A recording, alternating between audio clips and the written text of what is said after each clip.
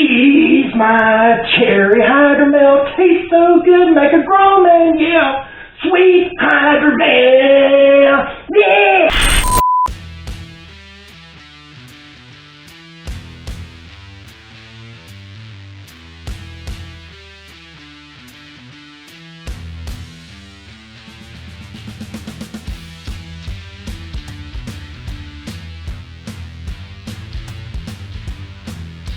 Welcome back to the Four Seasons. I'm your host, Ken Johnson. Today we're doing my Cheri hydromel.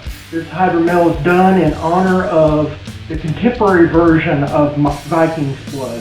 As I've said in the future or in a past video, Viking's blood used to be basically rose petals or other flower petals that were red colored that were used with hops. And then over time, around 2005, 2009, that changed. And when that changed, it became very popular, in America at least, to do cherry juice, honey, yeast, make what they call Viking's blood.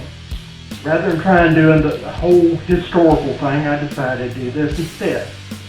So stay tuned, watch the video. If you haven't already, give it a thumbs up. And subscribe if you're not already subscribed. Hit that notification bell so you can get notified future content. And I'll see you in just a few so we can do a tasting at the end of this video. See you then.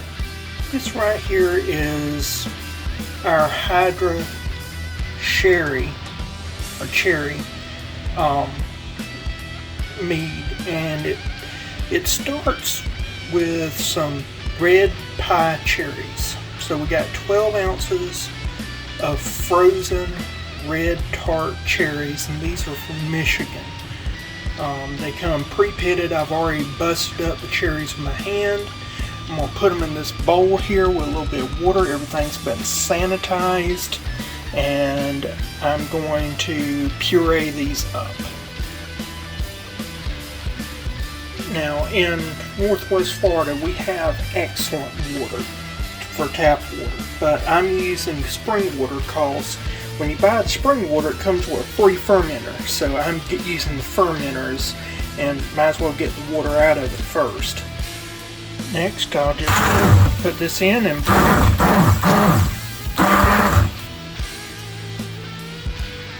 now if you're thinking, well, this sounds a lot like a Viking's blood, you're correct.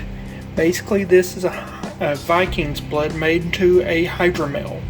And for those of you who don't know, a Viking's blood is basically a mead made with cherries. And that's the thing with hydromels. And that's the reason why I call it my Hydromel. Mel was the first head. He was just the regular traditional hydromel. Then you can add different things and make variants that are hydromels. And the reason why I'm doing this is a way for you to understand how flavors work and do it very quickly, because hydromels ferment extremely fast compared to regular meads. So you can make something and understand how a variety would pair going a little stronger, and you'd understand how flavors would work. And so that's the whole reason for this, is that this is a great and fairly inexpensive way to make some brews and play around with flavors. With our brew, since we're already using a hydromel that's already been produced using Gallberry honey, I figured it only serve us well to go back with some more Gallberry honey. Since we're adding a half gallon and some water, we'll go ahead and add some of this Gallberry honey already to it. And so what I'll do is I'll use, this is a pound of honey. It's Larry Gillies honey. He's out of Florida, and it's a group out of Chipley that distributes this honey LNS cells. So what I'm going to do is I'm going to use a half pound of honey for this brew. Okay, an empty fermenter, we're going to pour in our cherry mixture. As always, I make a mess, but I'm using my bottling wand to get some of this down in here, so let me work with that. Okay, so now we got to add our honey in here, so we'll do that. Nothing like watching cold honey try to pour into a brew. Yay. Now we'll fill this halfway with water. Okay, so the next thing I need to do is put the cap on here and shake it up. That will not only oxygenate it, but it'll get the honey incorporated. Okay, I shook that up for a few minutes and then I wrote down what it is and also the recipe I'm using. So I went ahead and did that. I'll put today's date and also I'll put the starting gravity, but you have to also remember, and I'll show in the link in the description, that I'm doing a half gallon of hydromel, and so you have to count in the amount of alcohol from that. So it'll be half the amount of alcohol because I'm using a half gallon, and that then whatever the starting gravity, finishing gravity, we calculate that alcohol out, and that will be added to the hydromel that was added, and that will give us our final ABV. But for now I'm going to add in the hydromel. I won't show you that, it's just pouring it in. Already it's a wonderful hue.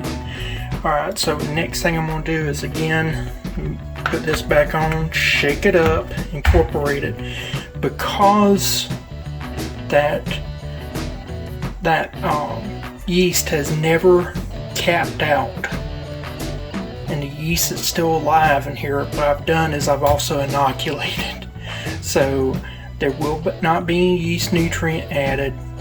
I'm just pouring in my hydromel, and so now I'm splitting a hydromel into two and making two separate Hydra drinks. So this is Hydra Cherry. I've got another video I'll be doing, and there'll be some more videos after I do another hydromel.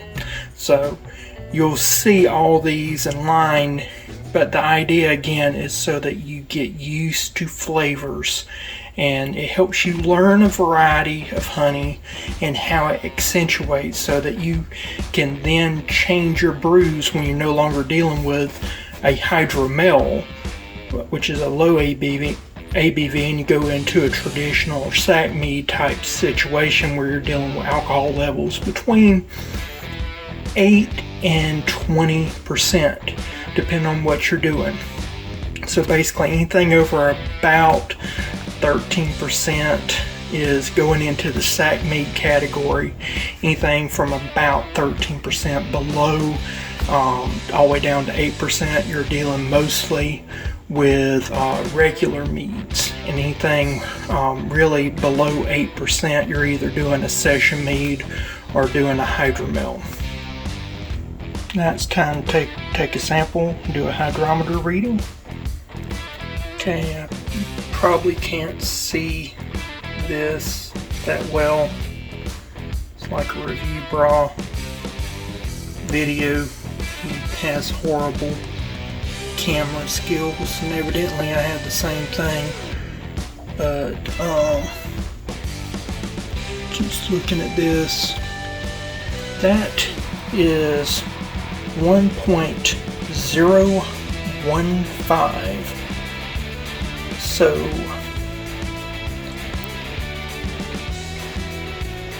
that's going to be a very low alcohol. I was just doing some calculations, not adding the amount of alcohol already in it. Will be at roughly a 1.6 ABV. Now we do as we always do with our airlock, put a balloon on top, because that's my airlock of choice for these small brews. And I ran a toothpick through the tip, as you can see here. And then I've got a rubber band. I'll wrap it around a few times. I'll show you when it's finished.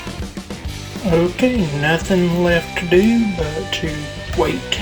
And this will, it'll be, I don't know, we'll say that it'll be a good 2 weeks, maybe 3, probably no longer than 4.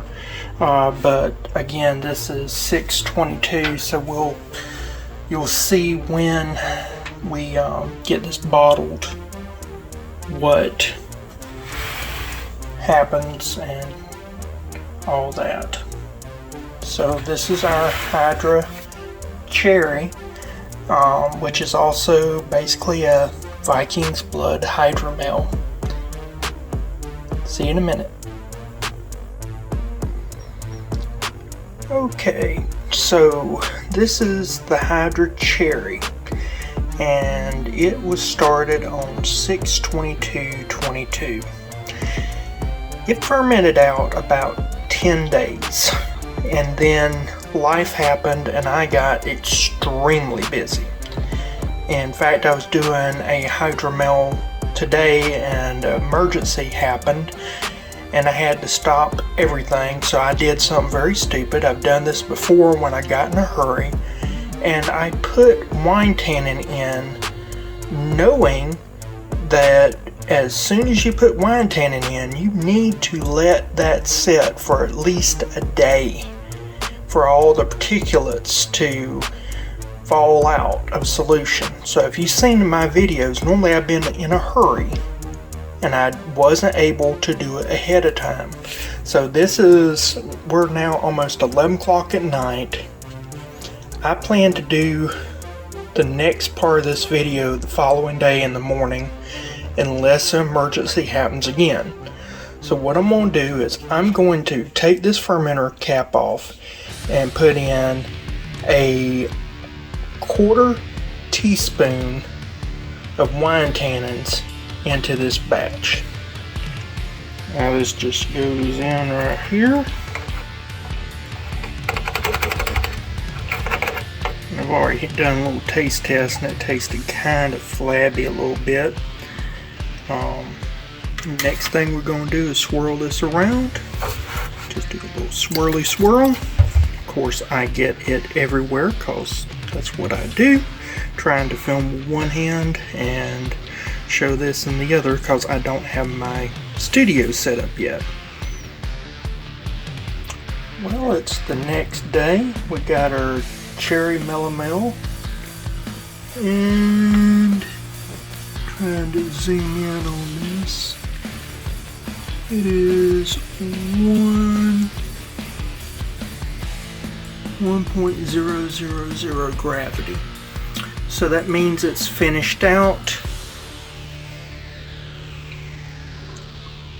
Looking at this, 1.015, now it's 1.00. Looking at about 2% max from the the alcohol, plus we added in a half gallon. That'd be about another 2.5%. So we're at about 4.5% alcohol on this. And in case you want to know about gravity, if you don't want to do the fancy calculations, I call a point that last digit right there. So it got 0.015, that is 15 points. Alright, get me? So every 10 points is roughly 1.33% alcohol. So that is how you can figure out your alcohol percentage without doing some fancy math, if you want to do it that way. So that's just an easy way of doing this. Alright, next thing, I'll get my container. We'll siphon this off. I'll spare you the grueling details of all that, but I want you to look. That right there, it's cold. It's been cold racked, but you can read through that. It is crystal clear. So that is awesome. It's not cherry colored like you want, so you are always welcome to put cherry juice instead of the frozen cherries like I did. That will boost up your alcohol. Most cherry juice is going to run about a gravity of 1.010 to 1.025. I've seen some go 1.030 if they've had sugar and stuff added. Non-fruit juice or non-sweetened fruit juices run about 1.010. So you're looking at about a 2 to 3% alcohol being added just from the juice. So it would boost up your alcohol, but not a lot. And it would give you a deeper flavor, although it won't give you a complex flavor like your fresh fruit. So, I mean, there is a trade-off. So we've already tasted this before. We did put the tannins in there, but we need to add some malic acid first. So we'll do that first. So this is a half teaspoon. I'm going to put in a half to start off with. More than likely I'm going to need to put maybe a teaspoon and a half total, but we'll check and see as we progress. So this is another half teaspoon, because first teaspoon didn't taste, or half teaspoon didn't taste good. So now we got a total of 1 teaspoon in here. Putting in another half teaspoon, so for a total of 1.5 teaspoons, like I predicted. Now it's time to add erythritol to this. As you notice, I'm going with a different brand. The brand I've had, I don't care for it. I've asked for their response on some issues I've had. They've not said anything, but what tickles me is it says plant-based sugar alternative. And I mean, if you know anything about how sugar alternatives are made, I'm trying to figure out which sugar alternative they're talking about that doesn't involve plants. Anyway, let's put some of this in there. So we're going to start with a cup.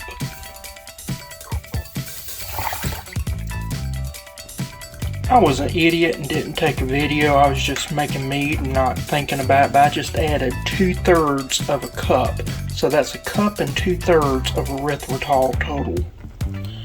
Something I'll note, tasting this, it's got the right sweetness, the right acid.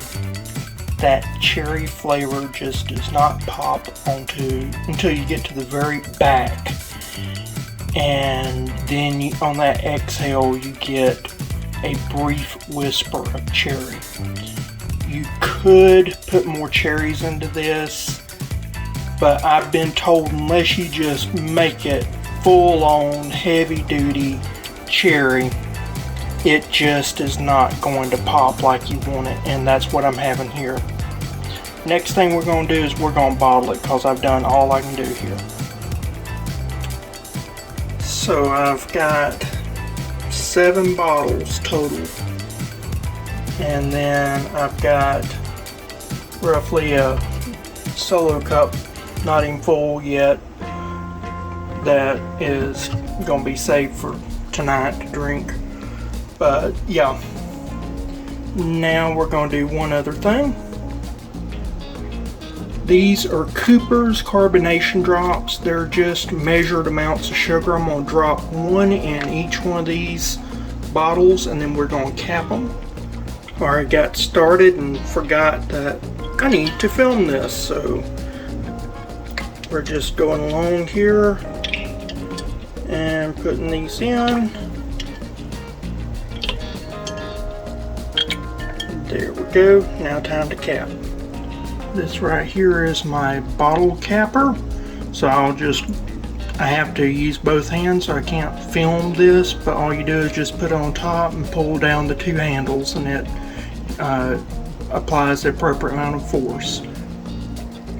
Okay, these are all capped. Now I'll put them in my little bomb shelter. So all that is just a container that I have in case for some reason these things blow up. I mean, you can have a bottle bomb just because there's a crack in the glass you didn't know about. So, you better be safe than sorry. We'll let these sit for about 2 weeks and I will see you then.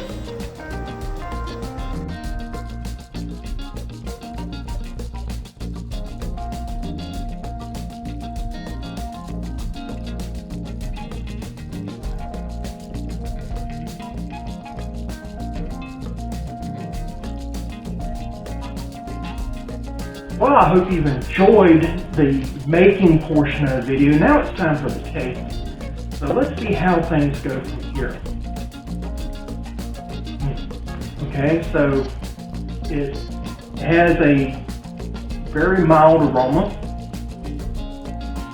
Some little bit of cherry, not much.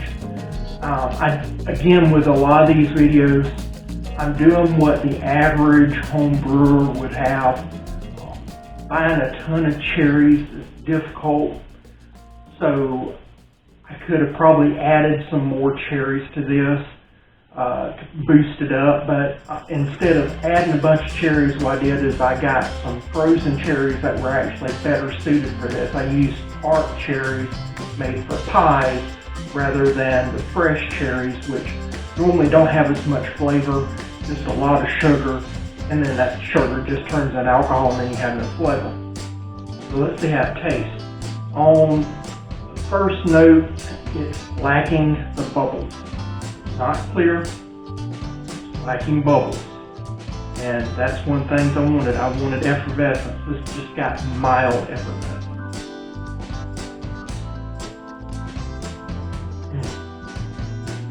Okay. Initially, sweetness, a little tart, and then has about 6 seconds now, something like that in. Now I'm beginning to taste the cherry. Cherry's not very pronounced on this. One of the things that you probably could do, cherries and almonds are pretty much in the same family. We have over in California a lot of sweet almonds. That's what you see in the grocery stores. But if you go to the cooking section where they have baked goods, you'll see almond extract. That's made from a totally different almond. That's a bitter almond. So what I would recommend you do is get some almond extract and put a few drops at a time until you get it the way you want it. That would enhance that cherry flavor that you're wanting without just adding a ton of cherry. If you don't have almond extract, or you can't find it in store because there's supply chain shortage, black walnut extract will do pretty much the same thing. And so you could put black walnut extract in it and that will boost that bottom base note that you're missing in this, that give you that cherry flavor to punch it up some. So that's what I would recommend. It's got a good flavor. It's just not that punched up cherry that everybody wants. But I'm not a big fan of cherries to begin with. So I did this mostly for the cultural aspect of it, that people are just going crazy about cherry hydromels, or cherry meads actually, and I did a hydromel in honor of that. But it's worth trying, definitely worth trying. I think with those minor additions that you would have a very good hydromel that would be cherry in honor of what we now know as Viking's blood. I'm not calling it that because Viking's blood, totally different thing, but I think you'd get a good idea of it. I think you'd have a drink that you would very much like. If you love cherries, this will be a great drink. One of the issues I've been having is carbonation. A lot of that It has a lot to do with the cap system that I'm using, and that's where I'm having some of my problems. So if I were a major brewery, we wouldn't have these problems because we'd have machinery that could make sure everything is seeded right, that we had everything that we needed, but I don't have that.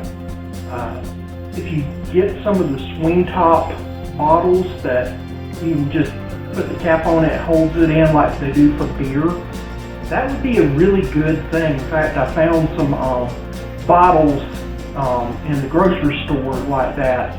Had free beer with it. After drinking the beer though, I was like, I should have just went and bought the bottles on Amazon. But if you have those, definitely try that and see if that helps a little bit. Because if everything is not seeded right, it's going to cause you a problem. But definitely give this a try.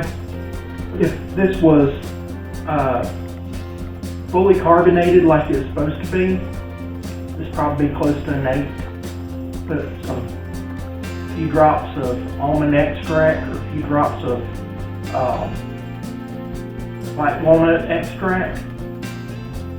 Definitely an 8, almost a 9. That would punch it up that much. Because it's not carbonated, because it doesn't have that face note that cherries have, this is definitely in the 6.5 range. It's good. I would drink it. I will drink it. But it's not my, oh, I've got to try this over something else. So kind of let you know where my leaning is on that. It's alright. Not the best in the world. Could be better. I told you how to fix it, so now you know if you're brewing at home. Just when you're doing your acid adjustments and your tannins and all that, try it with, just do a half teaspoon at a time until you get it just like you want it, and then bottle it up and you'll have something good. So if you haven't already, do a thumbs up. If you're not already a subscriber, go ahead and subscribe and hit that notification bell so you can be notified of future content. We've got a bunch more in this series. Let me know if you've tried some of this series already, or if you love hydromels, or you've got an idea for a hydromel that you'd like for me to consider, because this may be a series I pick up and do again. So if I don't cover it, or I don't have something coming out in the future already, I'll definitely consider maybe doing your suggestion, and I'll give you the credit for it. So until then, I'll see you again next time. Bye.